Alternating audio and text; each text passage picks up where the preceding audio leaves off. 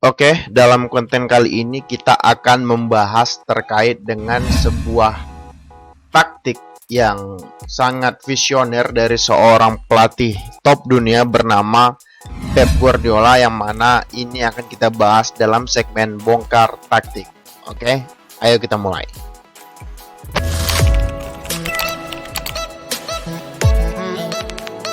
Sebelum kita mulai, aku ingin terlebih dahulu memberikan sebuah intro kepada teman-teman sekalian bahwasanya Manchester City di musim ini, yang mana mereka berhasil treble, yang mana mereka berhasil memenangkan Liga Inggris, FA Cup dan juga UCL. Namun sebelum mereka menggunakan formasi 3-2-4-1, mereka tetap pada pakem mereka, yaitu 4-3-3 atau 4-1-2-3 atau 4-2-1-3, whatever. Yang penting pada saat menyerang itu akan ada 5-6 pemain di depan bola gitu, yang mana Pep merasa pada saat mereka menggunakan formasi 4-3-3 akan selalu ada lubang besar di dalam pertahanan Manchester City yang rentan akan counter attack gitu. Maka dari itu Pep merubahlah formasinya dari 4-3-3 menjadi 3-2-4-1 begitu.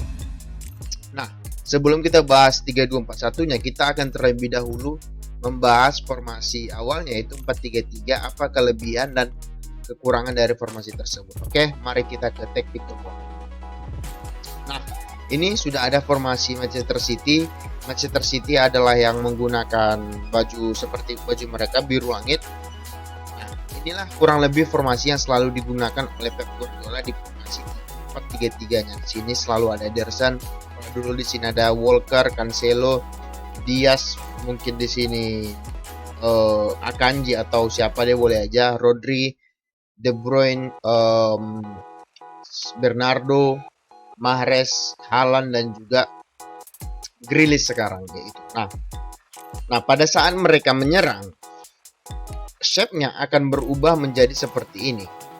Grealish akan menjadi pemain yang menjaga kelebaran untuk mengikat Alexander. Kita umpamakan mereka melawan Liverpool, dia akan menjadi orang yang mengikat Alexander Arnold agar tidak bisa begini atau begini. Dia akan selalu mengikat Alexander Arnold. Nah, Haaland akan selalu ada di antara dua pemain. Sementara di sini Mahrez juga akan mengikat seorang Robertson begitu. Nah, disinilah peran kunci dari formasi seorang Pep Guardiola, yaitu si Bernardo Silva dan juga Kevin De Bruyne. Nah, mereka selalu berada di ruang antar lini. Yang mana itu ruang antar lini? Ruang antar lini itu adalah ini dia ruang antar lini. Nah, apa kegunaan ruang antar lini ini? Guna ruang antar lini adalah sebagai outlet untuk menerima passing begitu. Nah, kan seperti ini, seperti biasanya. Nah, di sini di formasi 4-3-3-nya Pep akan selalu ada dua pemain center back sejajar. Ingat kata-kata kuncinya, sejajar, yang akan menjaga counter attack dari lawan begitu. Nah, pada saat Rodri misalkan memegang bola, misalkan ini seperti ini begitu. Misalkan Rodri menguasai bola, yang mana dia adalah orkestrator sebagai penghubung dari depan ke belakang begitu. Ini kan selalu ada ruang di sini. Misalkan seperti ini ketika bertahan si Liverpool misalkan. Bola di sini. Nah, inilah kegunaan ruang antar lini begitu. Bentar, saat begini. Sorry. Gini. Nah, begini. Nah, inilah kegunaan ruang antar lini yang mana aku sebutkan tadi. Ketika bola di sini misalkan, dia tinggal oper kemari. Nah, ini minta kemari. Di sini kan ini selalu ada kosong, ada ruang sekitar 5-7 meter yang bisa dimanfaatkan oleh De Bruyne atau seorang Bernardo Silva untuk meminta bola seperti ini. Nah, ketika bola sudah berada di kaki Bernardo Silva atau De Bruyne, dia memiliki banyak pilihan. Sementara misalkan Grealish itu melebar atau Haaland yang masuk ke sini untuk memancing back kemari, kemudian dia masuk ke dalam giring bola dan shooting. Atau dia punya pilihan lain. Ketika si Grealish yang masuk kemari, dia akan passing kemari. Nah, Grealish kemari, dia akan passing kemari. Atau ketika si Erling Haaland-nya bergerak kemari, dia juga akan oper kembali, Bernardo Silva masuk kembali, terus oper kembali ke Bernardo Silva dan shooting gol. Atau kalau misalkan nih backnya ngeyel nggak mau ngepres gitu, misalnya backnya ngeyel nggak mau ngepres misalkan, ya dia punya pilihan banyak, dia tinggal shooting gitu. Artinya ketika sudah berada di posisi ini, back itu akan sedikit bingung untuk mengawasi pergerakan permainan lawan, karena pada saat Bernardo Silva memegang bola akan selalu ada ruang yang dibuka oleh pemain City, either itu oleh Grealish, oleh Haaland, oleh Mahrez di depan, ataupun oleh Kevin De Bruyne sendiri. Karena itulah gunanya between the line, ruang di antara lini yang selalu digunakan Pep Guardiola untuk merusak pertahanan lawan gitu. Oke, itulah kurang lebih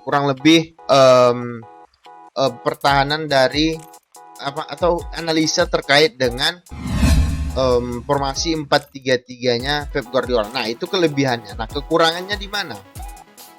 Kekurangan dari formasi ini adalah ada begitu banyak ruang yang ditinggalkan oleh back lawan, oleh back Manchester City yang bisa diekspos oleh pemain lawan gitu. Yang mana itu? Bentar. Nah, ruang yang bisa diekspos itu ada di sini. Ini kan ruang yang bisa dimanfaatkan oleh striker lawan.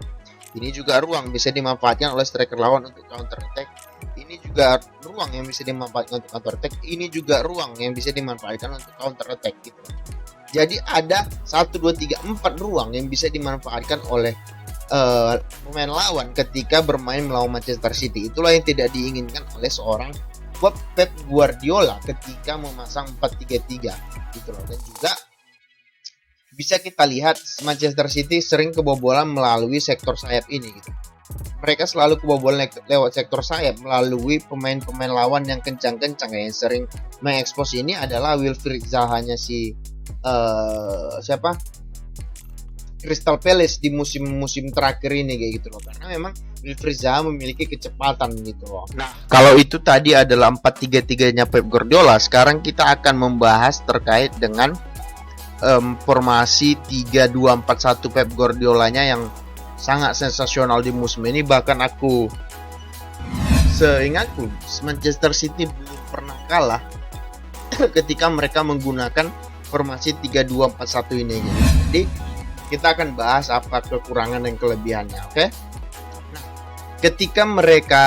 Nah, kita akan masuk ke tactical board.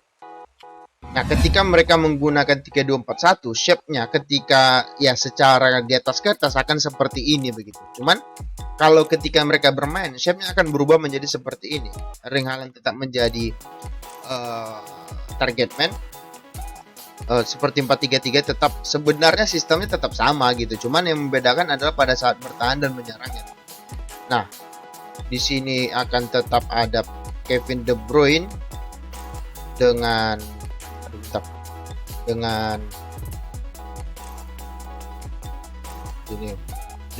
Bernardo Silva di ruang antar lini. Di sini akan juga ada Mahrez untuk mengikat Robertson misalkan. Nah, di sini akan ada si Rodri. Nah, ini yang menjadi pembeda adalah peran dari seorang John Stones. Ini adalah shape-nya kayak gitu. Nah, beginilah shape-nya ketika mereka menjadi menyerang begitu. Kurang lebih seperti ini kayak gitu. Ini akan melebar, yang mana di sini biasanya Walker, di sini biasanya Diaz, di sini biasanya Akanji. Ini akan melebar untuk menjaga kelebaran ketika ingin di counter melalui sayap begitu, oke? Nah, ketika mereka menguasai bola misalkan, misalkan yang menguasai bola adalah Ruben Dias passing ke si Rodri kayak gitu. Nah, ini kan pasti ngepres ya. Nah, ketika ini kan ada lagi ruang antar lini yang bisa dimanfaatkan oleh pemain Manchester City begitu. Kita ambil contoh begini. Di sini kan ada ruang antar lini juga yang bisa dimanfaatkan itu. Ini kan ruang antar lini juga. Nah, ini juga ruang antar lini yang bisa dimanfaatkan. Nah, inilah kelebihan dari taktik ini. Mereka memiliki satu ekstra pemain ketika menyerang. Jadi ada 1, 2, 3, 4, 5, 6 pemain di depan bola. Sedangkan di belakang ada 4. Yang artinya mereka bisa menang jumlah ketika mereka ketika mereka ketika mereka build up. Dan juga selalu ada triangle seperti ini. Ini kan triangle ya. Ini juga triangle gitu, ngerti nggak? Nah, jadi aliran bola itu sangat cepat ketika triangle ini terbentuk, dan juga ketika jarak antar pemain itu dekat gitu. Jadi kalau menurutku kelebihan dari formasi ini adalah mereka selalu mengekspos ruang di antar lini ini, yang mana ada 4 pemain plus seorang Erling Haaland yang bisa bergerak mobile ke kiri dan juga ke kanan begitu. Bisa bergerak seperti ini. Nah, ketika mereka memegang bola, mereka misalkan dioper ke Stone sudah memiliki banyak opsi passing. Dia memiliki opsi passing 1 ke sini, 2 ke sini, 3 ke sini, 4 ke sini, atau dia bisa long ball ke Erling Haaland kemari agar Erling Haaland bisa mencari ruang di sini. Ini kan juga ruang yang bisa dimanfaatkan oleh seorang Erling Haaland. Maka dari itu, salah satu kelebihan dari taktik ini adalah begitu banyak opsi passing yang bisa diberikan kepada seorang Erling Haaland gitu. Nah, pertanyaan sekarang kan pemain yang sedang naik daun adalah Gundogan, yang mana dia sudah pindah ke Barcelona. Nah, kenapa attacking midfield mereka ini ataupun Bernardo Silva-nya dan juga si Grealish yang musim ini tampil moncer karena peran dari seorang Erling Haaland gitu. Di musim-musim sebelumnya Guardiola itu tidak memiliki seorang target man, yang mana target man ini bukan hanya untuk mencetak gol, tugas utamanya dia, cuman tugas lainnya adalah membuka ruang kepada pemain kawan agar kawannya itu bisa mencetak gol. Nah, itulah yang terjadi di musim ini ketika misalkan Erling Haaland dijaga ketat oleh back lawan begitu. Ketika misalkan dia dijaga ketat oleh back lawan seperti ini, di sini kan ada ruang yang bisa dimanfaatkan oleh Bernardo ataupun seorang Kevin De Bruyne di sini. Ini kan ada ruang yang bisa dia masuk. Nah, itulah mengapa banyak Gundogan musim ini banyak menghasilkan gol kayak gitu. Atau seperti ini, atau si Haalandnya itu mundur ke belakang meminta bola seperti ini pasti akan ikut. Nah, bola akan di long kemari, maka Bernardo Silva atau Kevin De Bruyne yang akan masuk, maka akan langsung berhadapan 1 lawan 1 melawan penjaga gawang lawan begitu. Oke? Nah, itulah kelebihan dari formasi ini begitu. Nah, pertanyaannya sekarang kan, apakah formasi ini tidak memiliki kekurangan atau kelemahan? Pasti ada. Kelemahannya itu adalah ada ruang cuman lebih sedikit dari formasi 4-3-3. Di mana itu ruangnya? Ruangnya itu ada di sini. Nah, ini adalah ruang yang sangat mungkin di sini mungkin ada sekitar 5 sampai 10 meter di sini. Ruang yang bisa dimanfaatkan oleh, ya kalau misalkan lawan Liverpool misalkan, ya Salah yang bisa mengekspos ini gitu. Salah misalkan. Atau di sini juga ada ruang yang bisa dimanfaatkan, karena kalau ingin menyusur dari tepi lapangan akan selalu ada si Walker yang kuat dan juga Akanji atau Ake yang juga kuat. Maka permainannya itu harus dari tengah seperti ini, karena ketika mereka build up, si Akanji dan juga si Walker itu akan selalu wide atau akan selalu melebar untuk memproteksi serangan dari sayap gitu, yang mana ketika mereka terkena counter attack juga gitu. Misalkan mereka terkena counter attack, yang biasa turun itu siapa? Yang biasa turun itu adalah Rodri seperti ini ketika di counter attack. Jadi tetap akan ada 4 back, yang mana ruang yang akan diekspos pemain lawan itu cenderung sedikit. Itulah makanya mengapa formasi ini memiliki kekurangan dan kelebihan masing-masing begitu. Oke? Itu terkait dengan 3-2-4-1-nya. Ya, setiap sistem itu pasti memiliki kekurangan dan kelebihan. Tinggal lagi bisa tidak pemain lawan itu mengekspos ruang yang ditinggalkan oleh pemain lawan. Oke? Itu dulu, terima kasih dan ciao.